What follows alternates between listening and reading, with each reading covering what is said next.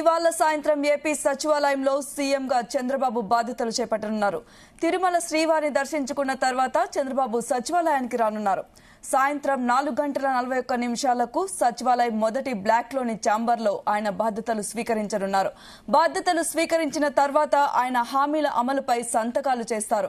ఏపీలో అభ్యర్థులు ఎంతగానో ఎదురు చూస్తున్నట్లు డీఎస్సీపై మొదటి సంతకం చేస్తారు. తర్వాత గత వైసీపీ ప్రభుత్వం ప్రజల్ని హడలెత్తించిన ల్యాండ్ టైటిలింగ్ యాక్ట్ రద్దుపై రెండో సంతకం పెడతారు. ఇక సామాజిక పింఛన్లను 4,000కు పెంచుతూ మూడో సంతకం చేస్తారు. స్కిల్స్ పెన్షన్ ప్రక్రియ చేపట్టడంపై 4వ సంతకం, అన్నా క్యాంటీన్ల ఏర్పాట్లపై 5వ సంతకం చేయనున్నారు సీఎం చంద్రబాబు.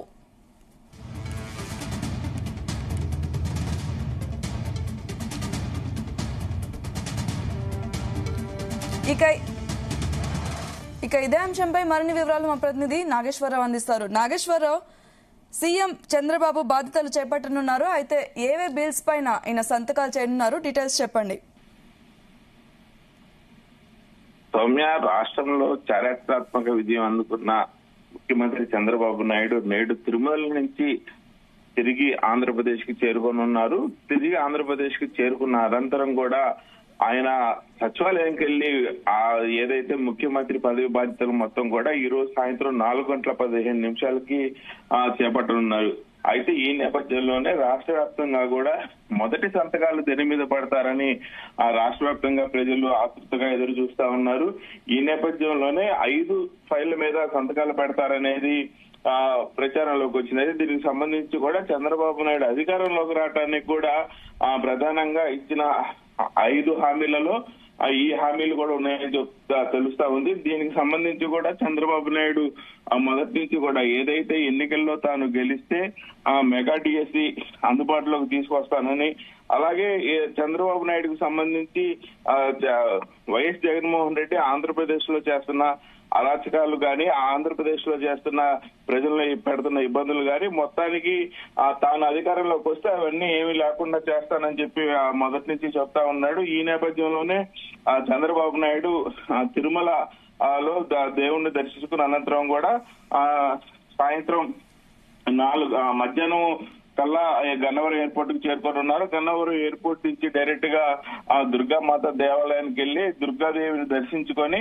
అనంతరం అక్కడి నుంచి డైరెక్ట్ గా సచివాలయానికి వెళ్తున్నారు. సచివాలయంలో అక్కడి నుంచి పదవి బాధ్యతలు కూడా చేపట్టబోతున్నారు. ఈ నేపథ్యంలోనే పూర్తిగా కూడా 5 సంతకాలు, తొలి సంతకం ఏమో మెగా డిఎస్సి పై పెడతా ఉన్నారు. తర్వాత రెండో సంతకం ల్యాండ్ టైటిల్ యాక్ట్ రద్దు మీద పెడుతున్నారు. మూడో సంతకం 4,000 రూపాయలు పెన్షన్ పెంపుపై పెడుతున్నట్టు తెలుస్తా ఉంది. అలాగే 4వ సంతకం అన్నా క్యాంటీన్ లో రాష్ట్ర వ్యాప్తంగా మళ్లీ పునరుద్ధరణ దానిపై సంతకం పెడతా ఉంది. 5వ సంతకం స్కిల్ సెన్సెక్స్ పై పెడతా ఉన్నట్టు తెలుస్తా ఉంది. అయితే మొత్తంగా చూసుకుంటే 5 సంతకాలు మాత్రం రాష్ట్రంలో అభివృద్ధి రూపురేఖలు గానీ, అలాగే రాష్ట్ర వ్యాప్తంగా ప్రజల్లో తనదైన ముద్ర వేసుకొని అభివృద్ధికి తోడ్పడటం కోసం తొలడుగు వేస్తున్నట్టు తెలుస్తా ఉంది. అయితే ఏదైతే చారిత్రాత్మక విజయం అందుకున్న చంద్రబాబు నాయుడు అదే స్థాయిలో ఆ చరిత్రలో నిలిచిపోయేలాగా ఈ 5 సంతకాలు కూడా ఉండనున్నట్లు కూడా తెలుస్తా ఉన్నాయి. అయితే మొత్తానికి ఈ 5 సంతకాలలో ప్రధానంగా చూసుకుంటే ఆ యువతకి పెద్దపీట వేసేలాగా ఈ 5 సంతకాలు ఉండేలాగా ఉన్నాయి. అలాగే ఏదైతే మెగా డిఎస్సి నైపుణ్య గణన ప్రజల్లో ఆందోళన తీర్చిదిద్దేలాగా ల్యాండ్ టైటిల్ యాక్ట్ రద్దు కూడా వృద్ధులు, వితంతులు, దివ్యాంగులు, ఒంటరి మహిళలు అండగా నిలిచేలాగా పింఛన్ల పెంపు, పేదల ఆకలి తీర్చేలాగా అన్నా క్యాంటీన్లు, అలాగే సచివాలయం మొదటి బ్లాక్ లో 4:41 ఛార్జీ తీసుకొని ఉన్నారు. బాధ్యతలు స్వీకరించిన అనంతరం కూడా ఈ సంతకాలు పెట్టేలా ఉన్నారు. అయితే దీంట్లో ప్రధానంగా చూసుకుంటే మెగా డిఎస్సి అనేది గత ప్రభుత్వం 5 సంవత్సరాలలో ఆ డిఎస్సి నిర్వహించకపోవటం, చివరి నిమిషంలో ఎన్నికలు వస్తున్నాయన్న క్షణంలో ఆతృతగా వైసీపీ ప్రభుత్వం మెగా డిఎస్సి విడుదల చేసింది. మెగా డిఎస్సి విడుదల చేసిన క్రమంలోనే విద్యార్థులకి చదువుకునే అంత టైం కూడా లేకుండా డిఎస్సి విడుదల చేసిన అనంతరం కూడా ఎమ్మటనే వెంటనే ఆ అది పరీక్షల అనంతరం ఇంటర్వ్యూలు పెట్టారు. అయితే పరీక్షలు అనంతరం ఇంటర్వ్యూలు అంటే తాముకు అంత సమయం లేదని తాము ఎలా చదువుకొని ఎలాగ ఉద్యోగం సాధిస్తామని కోర్టులో వేశారు. కోర్టులో వేసిన అనంతరం కూడా కోర్టు ఇచ్చిన తీర్పు మేరకు ఆ డిఎస్సి పెండింగ్ లో పడింది. అయితే ఈ నేపథ్యంలోనే చంద్రబాబు నాయుడు వచ్చిన తర్వాత ఆ దాదాపు పాఠశాల విద్యాశాఖ పరిధిలోని విద్యా సంస్థలో 13,000 పైగా ఆ పోస్టులు ఖాళీగా ఉన్నట్లు ప్రాథమికంగా అంచనా వచ్చింది. దీనికి సంబంధించి చంద్రబాబు నాయుడు పూర్తిగా నివేదిక తెచ్చుకున్నారు. నివేదిక తెప్పించి దానిపై పూర్తిగా విద్యాశాఖ అధికారులతో సిఎస్ తో పూర్తిగా చర్చించిన ఇది కూడా అయిపోయింది. అయితే వీటిపై సీఎం చంద్రబాబు చర్చించి ఈ రోజు అధికారికంగా సంతకం పెట్టి వెల్లడించే అవకాశం ఉంది.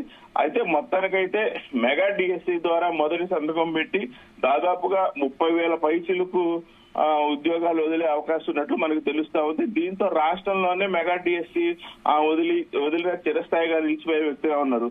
అలాగే ఏదైతే చంద్రబాబు నాయుడు అధికారంలోకి రావడానికి ప్రధాన పాత్ర పోషించి తన కొరివి తనమే పెట్టుకున్నట్టు జగన్మోహన్ రెడ్డికి నిలిచిన ఏకైక అస్త్రం ఆ ల్యాండ్ టైటిల్ యాక్ట్. ఈ ల్యాండ్ టైటిల్ యాక్ట్ అనేది ఆఖరికి రిక్షా తొక్కుకునే వాళ్ళ దగ్గర నుంచి వివిఐపీల దాకా కూడా బంగ్లాల్లో ఉండే వాళ్ళు, రిక్షా తొక్కుకునే వాళ్ళ దాకా అందరూ కూడా ప్రతి ఒక్కటి భయభ్రాంతుల్ని గురి చేసి ప్రజల్లోకి బాగా వెళ్ళింది.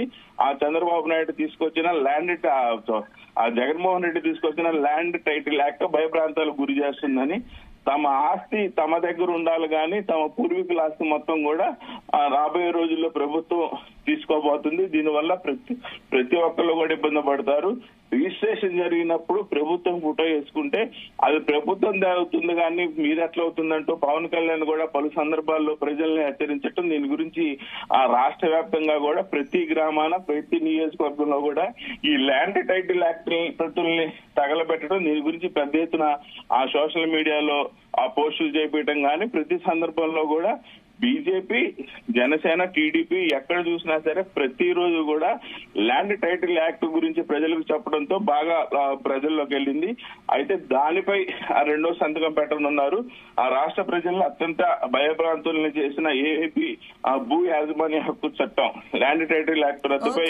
నాగేశ్వరరావు, అయితే ఇక 4వ సంతకం స్కిల్ సెన్షన్ ప్రక్రియ మీద పెడుతున్నారు. ఇది ప్రజలకు ఏ రకంగా ఉపయోగపడుతుంది? రాష్ట్ర వ్యాప్తంగా కూడా నిరుద్యోగ యువతను తగ్గించడం కోసం ఆ నైపుణ్యాభివృద్ధిని తీసుకొస్తానన్నారు. ప్రధానంగా చూసుకుంటే విద్యార్థులు ప్రస్తుతానికి ఉన్న ఏదైతే డిగ్రీలో కోర్సులు 5 ఉన్నాయో ప్రధానంగా ఉండే కోర్సులు, ఈ ప్రధానంగా ఉండే డిగ్రీలో 5 కోర్సులు కాకుండా పిల్లలకి అంటే విద్యార్థులకి ఏదైతే నైపుణ్యం ఉందో, ఒకరికి కంప్యూటర్ లో నైపుణ్యం ఉంటే, ఒకరికి క్రీడల్లో నైపుణ్యత ఉంటుంది, ఇంకొకరికి ఎలక్ట్రానిక్ వస్తువుల్లో నైపుణ్యత ఉంటుంది, ఇంకొకరికి వ్యవసాయ వృత్తులు తయారు చేసే దాంట్లో నైపుణ్యం ఉంటుంది.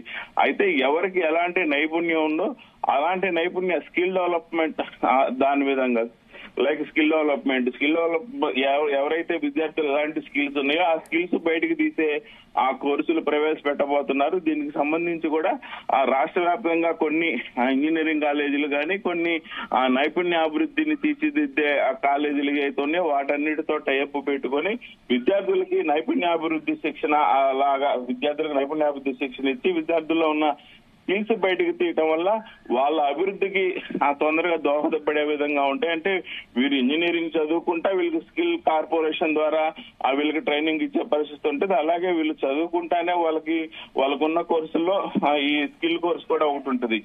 మొత్తానికైతే రాష్ట్ర వ్యాప్తంగా కూడా నిరుద్యోగ శాతాన్ని తగ్గించి ఉద్యోగ శాతాన్ని పెంచాలంటే విద్యార్థుల్లో నైపుణ్యాభివృద్ధిని బయటకు తీయటం అనేది చాలా ఇంపార్టెంట్. ఆ నైపుణ్యాభివృద్ధిని బయటకు తీస్తే వాళ్ళకి తగ్గ ఉద్యోగం ఖచ్చితంగా రాష్ట్రంలో ఎక్కడోసారి దొరికే పరిస్థితి ఉంటుంది. అయితే దీనికి సంబంధించి కూడా ఈ దస్త్రం పైన 5వ సంతకం పెట్టనున్నారు.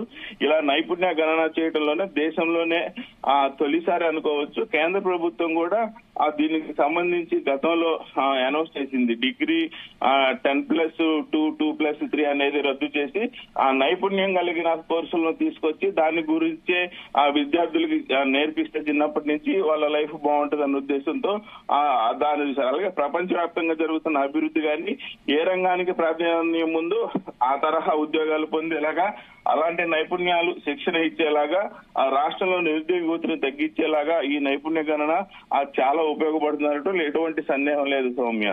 Okay, thank you Nageswararao.